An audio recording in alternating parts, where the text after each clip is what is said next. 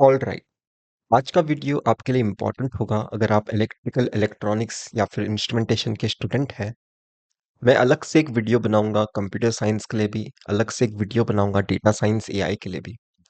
अगर आप electrical electronics या फिर इंस्ट्रूमेंटेशन के स्टूडेंट हैं जिनका गेट एग्जाम इतना अच्छा नहीं गया है और वो इसी साल एमटेक में एडमिशन लेना चाहते हैं, अगले साल गेट एग्जाम में रैंक इम्प्रूवमेंट का वेट नहीं करना चाहते, तो ये वीडियो आप स्टार्ट से लेके एंड तक देखिए। मैंने मल्टीपल एस्पिरेंट्स को हेल्प किया है पास्ट में, उस बेसिस पे मैं ये इन्फॉर्मेशन आपको बता रहा हूँ। ये जो एग्जाम्स होते हैं ना, आपके पास मल्टीपल है और उसके लिए जो प्रिपरेशन करने के लिए जो मटेरियल चाहिए वो भी आपके पास रेडीली अवेलेबल है। ये जो एग्जाम्स हैं उसमें ज्यादा टाइम टेकिंग क्वेश्चंस नहीं होंगे, बहुत ही स्ट्रेट फॉरवर्ड क्वेश्चंस होंगे। अगर आपको आता है तो आप तुरंत टिक मार्क करके आगे जाओगे, ऐसे टाइप के क्वेश्चंस होंगे। और गेट एग्जाम के क्वेश्चंस थोड़े हाईली टेक्निकल होते हैं, थोड़ा न्यूमेरिकल सॉल्विंग एबिलिटी डिमांड करते हैं। तो आपका मेन नोट्स आप डेफिनेटली रिवाइज करिए, भी सब्जेक्ट्स आपने प्रिपेयर किए थे उसके लिए। अगर आपने प्रिपरेशन नहीं की है तो आप प्रिपरेशन करना शुरू कर सकते हैं, उसमें मैं बात करूंगा। पर आपको गेट एग्जाम के पीवाईक्यू पे सिर्फ लिमिटेड नहीं रहना है, आपको ईएससी एग्जाम स्टेज 1 प्रीलिम्स के क्वेश्चन सॉल्व करने हैं, टेक्निकल एग्जाम के। जो आपका गेट एग्जाम का सिलेबस है उस एग्जाम के क्वेश्चन सॉल्व करने हैं, उस सब्जेक्ट के क्वेश्चन सॉल्व करने हैं ऑफ ईएससी प्रीलिम्स।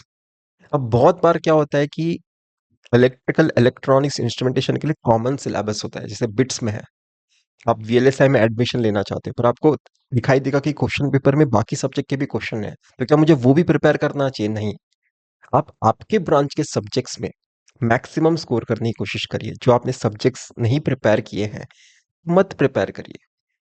समझ रहे हो? आप जिस सब्जेक्ट को प्रिपेयर करने के लिए कंफर्टेबल फील करते हो वही सब्जेक्ट्स प्रिपेयर करिए, क्योंकि हर स्टूडेंट की कोशिश वही होगी कि अपने ब्रांच में वो मैक्सिमम स्कोर कर सके। इस तरह से लोग सेलेक्ट होते हैं।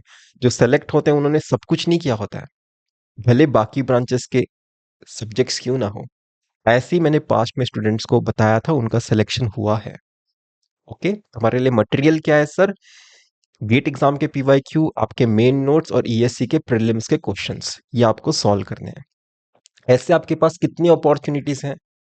एक तो है एमएचआरडी स्पॉन्सर्ड एमटेक में आप एडमिशन ले सकते हो, जैसे ट्रिपल आईटी हैदराबाद में आपको स्टाइपेंड मिलता है, बिट्स पिलानी में भी आपको स्टाइपेंड मिलता है, राइट?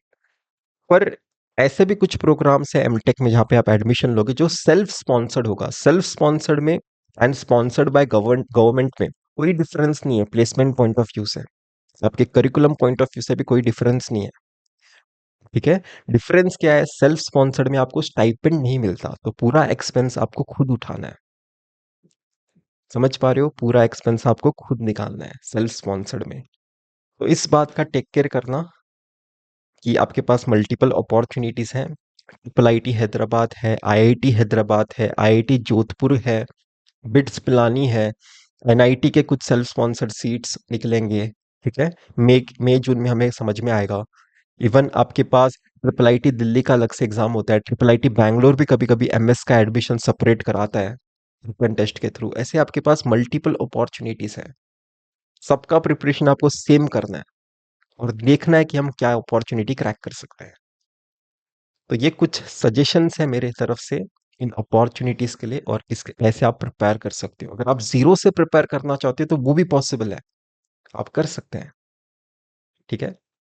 इनफैक्ट अगर आपने कुछ रिसर्च का काम किया हुआ है आपके एकेडमिक्स में, आपके पास कोई रिसर्च पेपर है, अगर आप गेट क्वालिफाइड हो, फिर आप कुछ अपने डोमेन से मिलते जुलते प्रोफेसर्स को अप्रोच कर सकते हो एक सिस्टमैटिक वे में।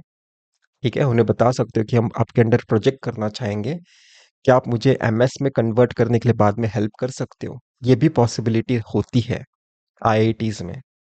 तो अगर आप जीरो से प्रिपरेशन करना चाहते हो इस एग्जाम के लिए, इन रिटन टेस्ट के लिए, अगर आप इलेक्ट्रिकल इलेक्ट्रॉनिक्स या फिर इंस्ट्रूमेंटेशन के हो, आप मुझे अप्रोच कर सकते हो। मेरा पेड कंसल्टेशन फी होगा इसके लिए।